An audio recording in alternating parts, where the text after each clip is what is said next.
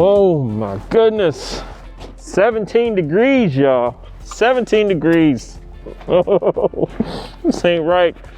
What's happening, y'all? Hope y'all well.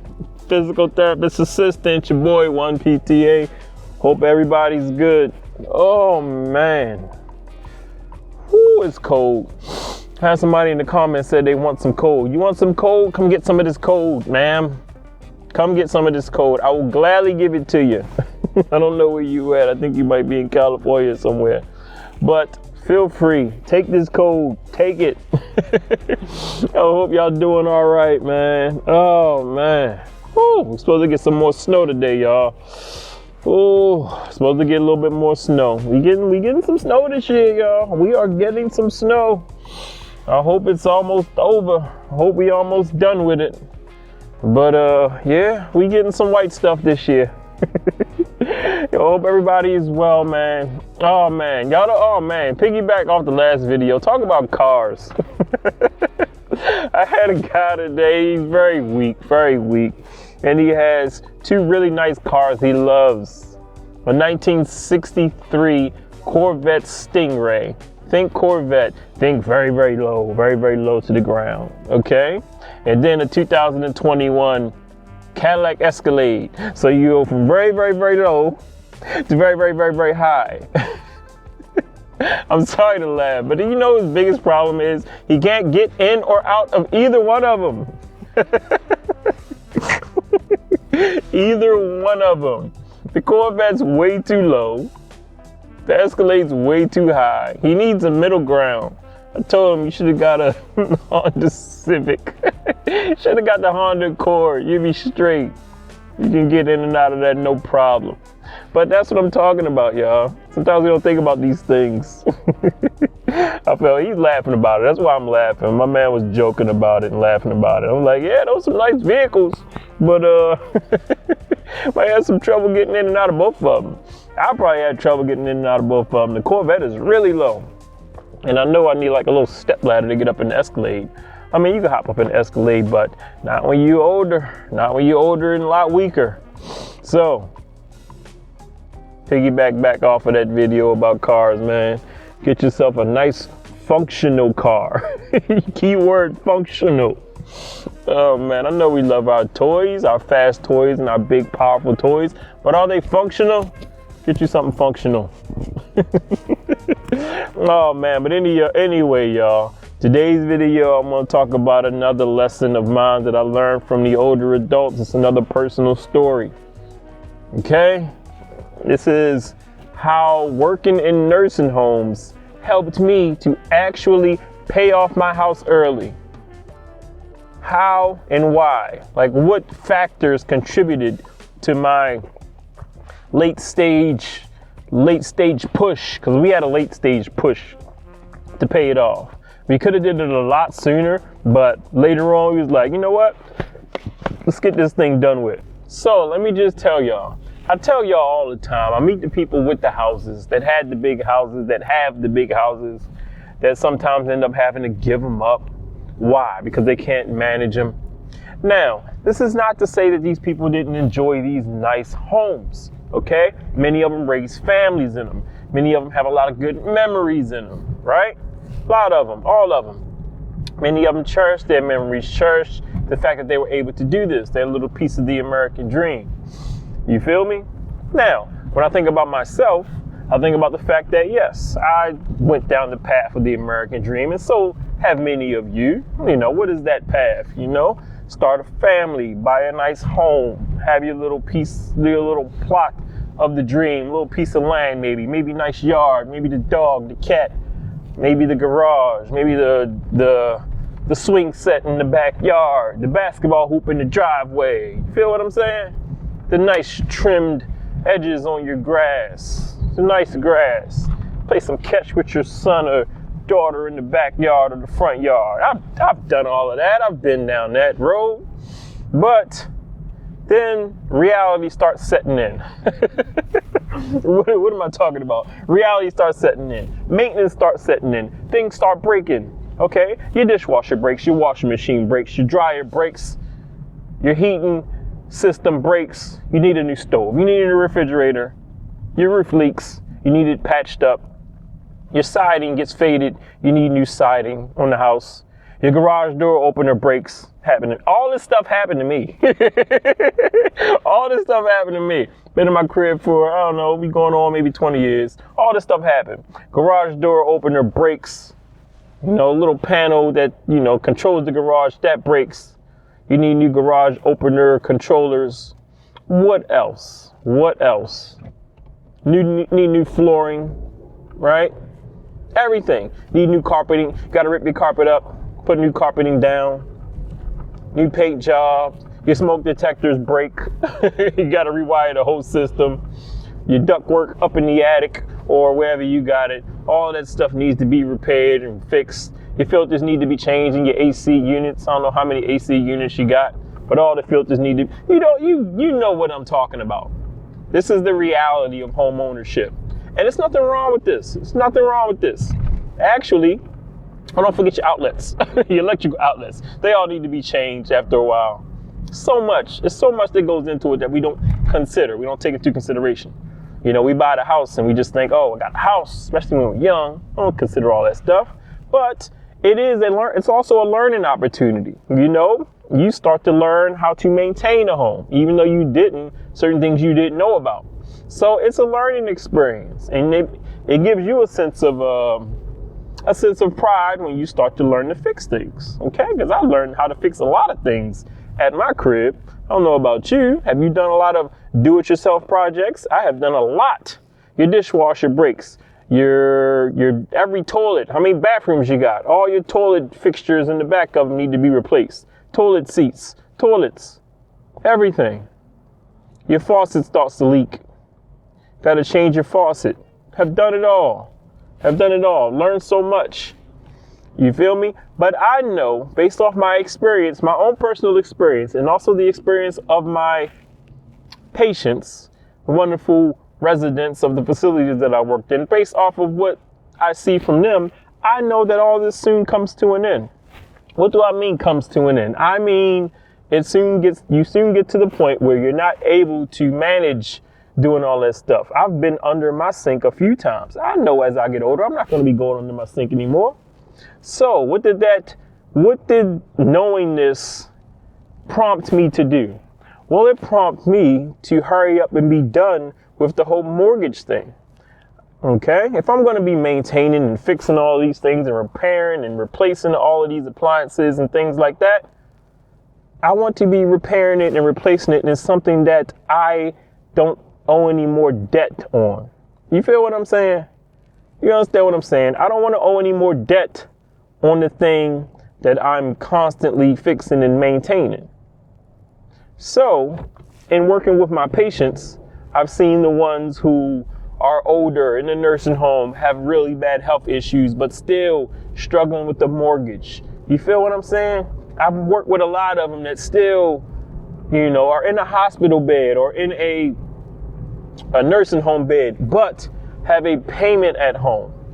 I told you about the guy I met who was struggling to, you know, make his payments. I met a guy who handled all of the payments and everything, and he was in a facility with a bad medical issue, and his wife was the only one at home, and she never managed paying all the bills. She never managed taking care of the mortgage or taking care of the house, and he had to be in there for a while, you know, and he was stressing about that instead of worrying about focusing on his recovery. So that was one of the things that I've seen that made me say, you know what, I don't want anybody to have this burden. I don't want me to have this burden of owing debt on a home. So what did I do? I had a plan. I said, baby, talking to my wife, we're going to pay this thing off. So I got real cool with Bank of America. I'm not going to say I got cool with them, but I got real personal with them, to the point where I had the app and I could go in the app and just send anything. If I had like $2 in my pocket, if I had like $2 in my bank account, I could put that $2 towards the principal. You feel what I'm saying? I set it up that way. It wasn't set up that way. So if you want to pay more on your principal, talk to the bank that holds your mortgage, because sometimes you got to set it up. Sometimes they don't know that that's what you want to do. So you got to make sure you set it up, and you got to make sure you apply whatever you add to that mortgage to the principal. Because if you just send in an extra payment, they're going to hit you with that interest payment. So you got to make sure you hit the tab or whatever. I don't know what app you use or how you got yours set up, but make sure you apply it to the principal. And once I started doing that, like, it was a joy to watch that principal start going down. You know what I'm saying? When you take out your mortgage payment and you see how much is going towards the interest versus the principal, oh, it's sad. It's nerve-wracking. You're like, this big old chunk of money going towards interest. Big old chunk of money going towards interest. Something that's not even a thing. I'm paying all this money on the fact that I borrowed money. It's not paying down anything. That's why you got to go, man. You got to go hard if that's what you want to do. You go hard and you start applying to principle. You're going to get to the point, I don't know if you're going to get as serious as I did, but I started doing calculations in my head. I started calculating, like, say if I was in a sneaker store, say if I was in Foot Locker Gray, buy me a pair of Nikes, and those Nikes cost $100. I started doing calculations in my head. Hey, man, I could take this. What do I want more? Do I want this pair of Nikes, or do I want $100 more taken off the principal? You feel what I'm saying? That's what motivated me to pay it off early. So we paid our crib off in, I think, 17 years. But I'm telling you, for anybody that's a new homeowner, if you really go hard, if you lock in and dedicate yourself to getting that thing paid off as you should, you can do it so much faster. And we only got serious like maybe 4 years. The last 4 years, we got serious. I'm talking, I was coming home, man. Let me check this account. Let me see what's in here. Oh, I got an extra $300. I got an extra $20. I got an extra $63. Let me open up that Bank of America app. Boom, boom. Principal, boom. Do that enough, you're going to see that principal start diminishing. You know, you might have to go hard. You may have to put in a few extra shifts. You may have to go hard on your business, whatever you're doing. You might have to get some side hustles. That's if you're dedicated to paying it off. And working with my patients, and like I said, seeing the end result. When I see the end result of the nice house, and the end result is you're probably gonna have to give it up. That's the end result. I mean, sure, of course, your ideal way to go out is to die peacefully. No, I don't want to talk about dying. Your ideal way to end everything is to be peacefully at home in the home that you bought and paid for. That's the ideal way. It's not always the case, especially if you got one of those big cribs. You might have to sell it at some point. You might have to downsize. But if you know that's the end result, pay that sucker off. Be done with it. Especially if you got other plans to do other things, maybe travel, maybe relocate. You feel me? So this is just an example of how working in nursing homes helped me pay my crib off early. And I'm glad I did. Now I know that it's like, say something happens to me. I know that wifey and the kids will never be saddled with worrying about that. So yes, I'm just giving y'all examples of how working in a nursing home has helped me pay my mortgage off early. Because I always talk to you about the end result. And the end result, yes, to live in a nice home and chill and do whatever you want and have other plans, other goals, to travel, to move around. But it's hard to do it when you still got that debt hanging over your head. And like I said, I've seen people who've taken on mortgages in their 70s when they didn't need to. You feel what I'm saying? I've seen people buy bigger homes in their 60s, 70s, 80s when they didn't necessarily need to. And then it becomes a point of stress for them. I don't care what, like I said, I don't care what it is you owe, who you owe, what it is. That adds a layer of stress. Anytime you owe anybody anything, it adds a layer of stress. It does. So this is what I've learned, how I've learned. And I've learned about the end result. And let me tell you something. Being mortgage free, being debt free is a feeling unlike any other. I don't care if somebody was to come and tell me, hey man, you can have this $10,000 loan and you can take it and flip it and turn it into $100,000. You got to pay back the $10,000 with interest. Or you can just keep $10,000 and do with it what you want. I think I would rather invested $10,000. Not go into any debt, not take no loan. I don't care if I can 20x, 10x it, I could care less. I don't like the thought of having debt. And I know some people say some debt is okay. If you got a mortgage and you got a good interest rate, I get that. If you got 2% interest rate, I get it. And you can do other stuff with that money, invest it and get a higher return. I'm not arguing with that mindset. I am just telling you. I don't know if any of you out there have been completely debt-free at any point in your life, completely mortgage-free at any point in your life. When I tell you that the psychological feeling of that beats, it's better than any amount of gain that this is just me personally. To me, it feels better than any amount of gain that I can make with debt, if that makes sense. If that makes sense. There's a psychological feeling that comes to it. There's a feeling of ease. There's a feeling of okayness. That's the word that comes along with being completely debt-free, mortgage-free, car payment-free. There's a psychological feeling that feels better than any large sum. Hope I'm saying it right. I hope I'm saying it right. I remember when we paid off our crib, me and my wife did a little victory walk. I heard you're supposed to walk in the grass barefoot after you pay your mortgage off. This is what I heard. You're supposed to just do it. My wife didn't want to do it, but I made her do it. And here's the video of that. Bare feet, huh? This is disgusting. Isn't that, how is it disgusting? I don't want. You don't barefoot. like it? Come on.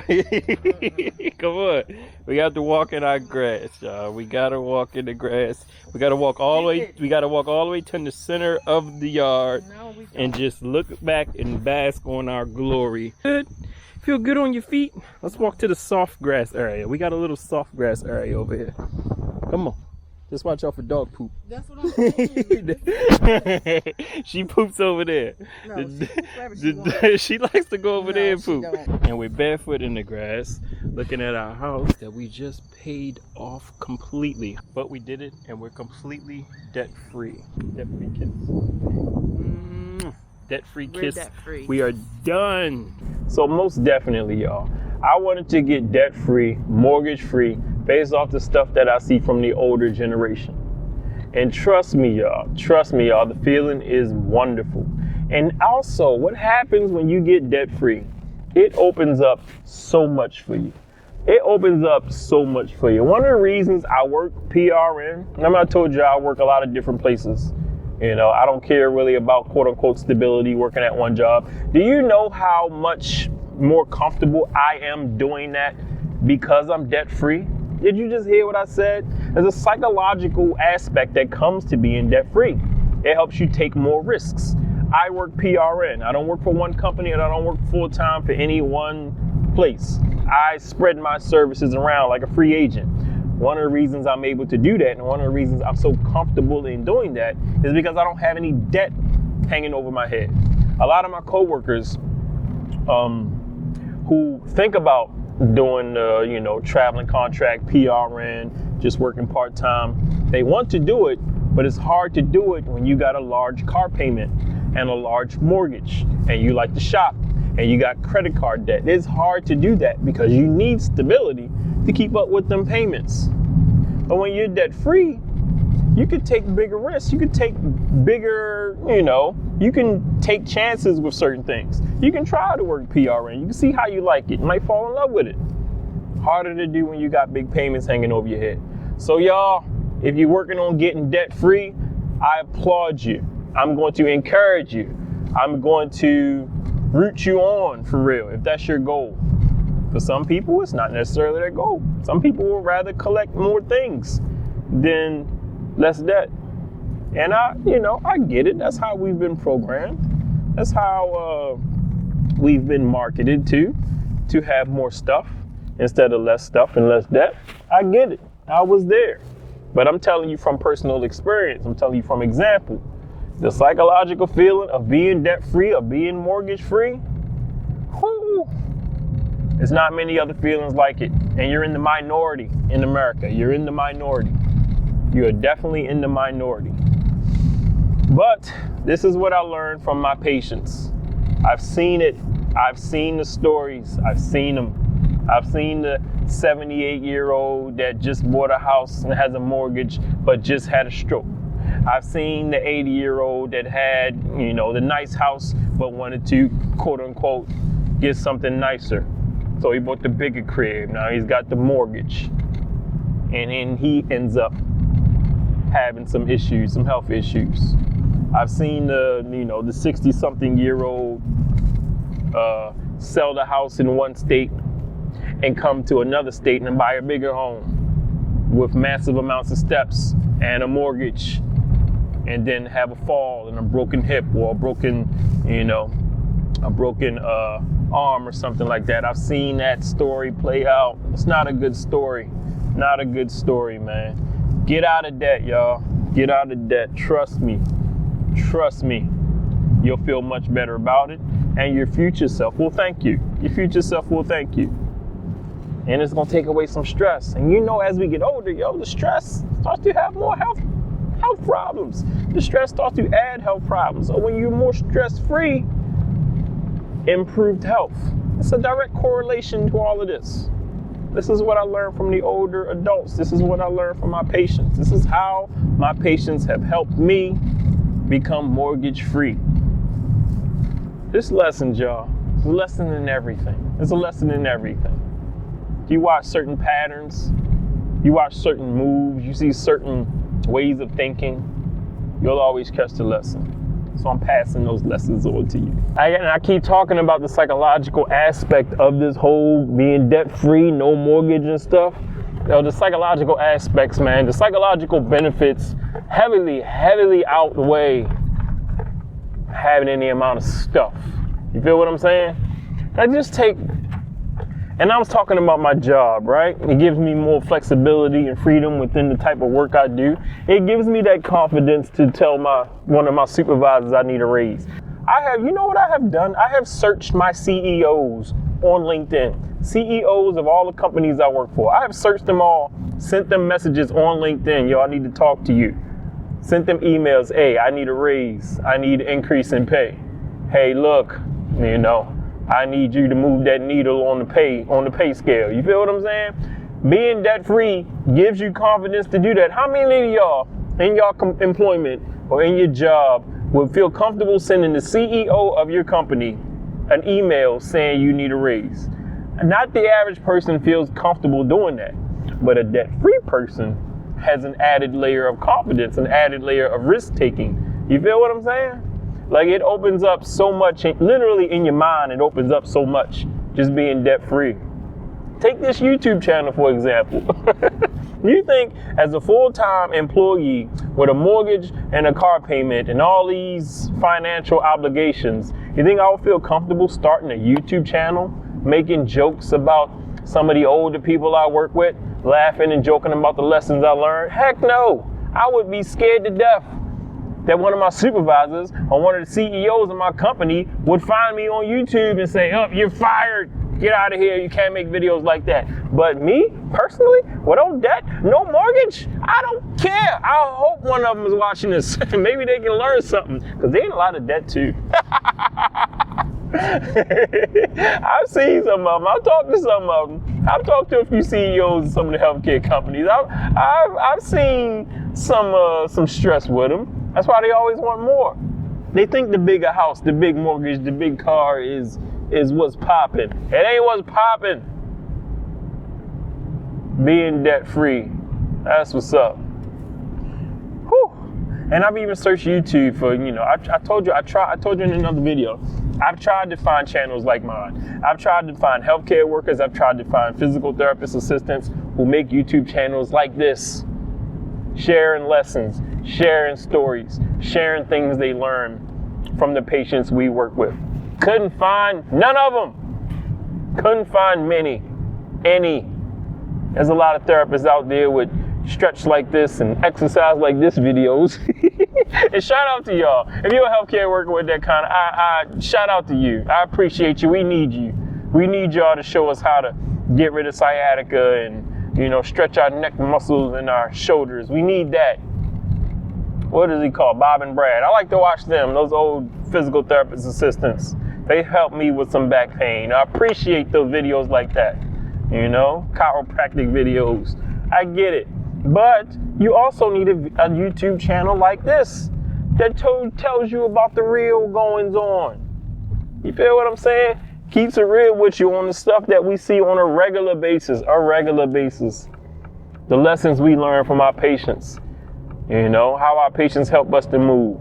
I couldn't find many like this, many channels like this. Couldn't find any. So you need a YouTube channel like this. So make sure you like and subscribe. And I'm gonna keep giving you the lessons. I'm gonna sprinkle in some stretch like this videos. I'm gonna sprinkle in some, you know, you need to do this exercise. Exercise is good for your back. You know, this is the best way to get out of bed. I'm gonna sprinkle some of those videos in here. But this information is important too. Oh man. But yes, man, when you're stress-free, when you're debt-free, when you ain't got no mortgage, you ain't got no car payment, it adds something psychologically. Psychologically, I can't even put a finger on it. I can't even explain it really, but it adds something. So do it, y'all. Get debt-free, get mortgage-free, pay that house off. I know it's tough. It ain't easy. I'm not even saying it was easy. No, I was grinding. We was grinding. Me and wifey were grinding. Coming home every month, coming home every night. You know, end of the month. Let's see what we got extra we can throw on this mortgage. Let me throw something at that mortgage. Feel me? So pay that principal off, man. Get Bank of America out your life. Get Wells Fargo out your life. Whatever other institution, get them out your life. Ally and Citibank and all of them. Get them out your life. Tell them you're done with them. Fire them. Pay that mortgage off, get out of debt. And don't get back in debt. When you do it, feel free. Enjoy your freedom. Don't be quick to buy the next big house. Take care of your crib, because you're going to have some work to do. I told you, you're going to have some maintenance to do. All right? So it's your boy, One Physical Therapist Assistant. Y'all know the drill. Y'all know what's up. Make sure you respect your elders. Respect them, but learn from them. Learn from them. Okay? Help somebody out when you see somebody needing some help. There's always somebody that needs help. Always. Big or small. All right? I will holler at y'all in the next video.